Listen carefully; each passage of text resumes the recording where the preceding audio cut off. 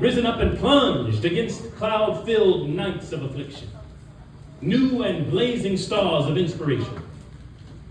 And so from an old slave cabin of Virginia's hills, Booker T. Washington rose up to be one of America's great leaders. He lit a torch in Alabama, and darkness fled in that setting.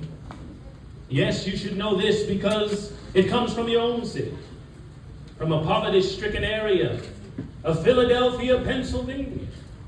Marian Anderson rose up to be the world's greatest contralto, so that a Toscanini could say, a voice like this comes only once in a century. And Sibelius of Finland could say, my roof is too low for such a voice.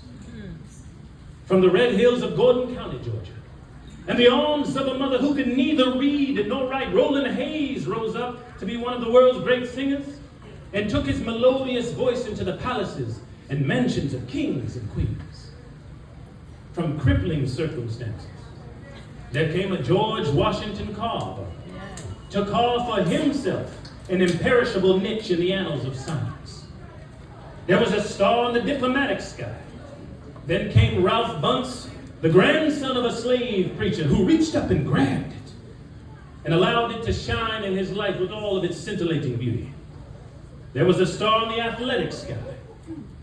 Then came Jackie Robinson in his day, and Willie Mays in his day with their powerful backs and their calm spirits. Then came Jesse Owens with his fleet and dashing feet.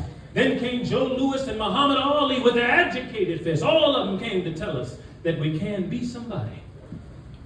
And to justify the conviction of the poet, fleecy locks and black complexion cannot forfeit nature's claim. Skin may differ, but affection dwells in black and white the same. And if I were so tall as to reach the pole, or to grasp the oceans at a span, I must be measured by my soul. The mind is the standard of the man.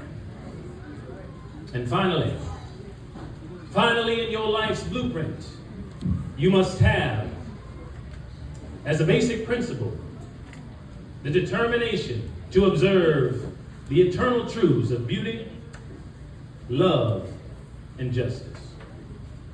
Don't allow anybody to pull you so low as to make you hate. Don't allow anybody to cause you to lose your self-respect to the point that you do not struggle for justice. However young you are, you have a responsibility to make this nation a better nation in which to live. You have a responsibility to make life better for everybody. And so you must be involved in the struggle for freedom and justice. Now, in the struggle for freedom and justice, there are many things that we all can do and that we all must do. We must not give ourselves to those things which will not solve our problems. You've heard the word violent, and you've heard the word nonviolent. I happen to believe in nonviolence. We struggle with this method with young people and adults alike, all over the South. And we've won some significant victories, and we've got to struggle with it all over the North because the problems are as serious in the North as they are in the South. And as we struggle with these problems, we've got to struggle with them with a method that can be militant, but at the same time does not destroy life or property. And so our slogan must not be burn, baby, burn. It must be build, baby, build. Organize, baby, organize. That's right. Yes, our slogan must be learn, baby, learn, so that we can earn, baby, earn. That's right. That's right. And with a powerful commitment, I believe, we can transform dark yesterdays of injustice into bright tomorrows of justice and humanity. Let us keep going toward the goal of selfhood, toward the realization of the dream of brotherhood, and toward the realization of the dream of understanding and goodwill. Let nobody stop us. I close this afternoon by quoting that magnificent black bard who is now passed on, Langston Hughes. One day he wrote a poem entitled Mother to Son. And the mother didn't always have a grammar right, but she uttered words of great symbolic profundity. Well, son, I'll tell you, life for me ain't been no crystal stair. It's had tacks in it, and splinters, and boards torn up, and places with no carpet on the floor bare.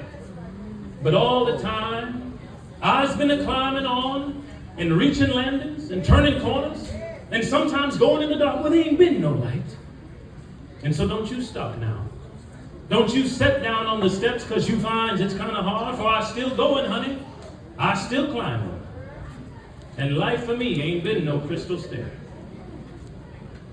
Well, life for none of us has been a crystal stair, but we must keep moving. We must keep going. If you can't fly, run. If you can't run, walk. If you can't walk, crawl. But by all means, keep moving. Yes.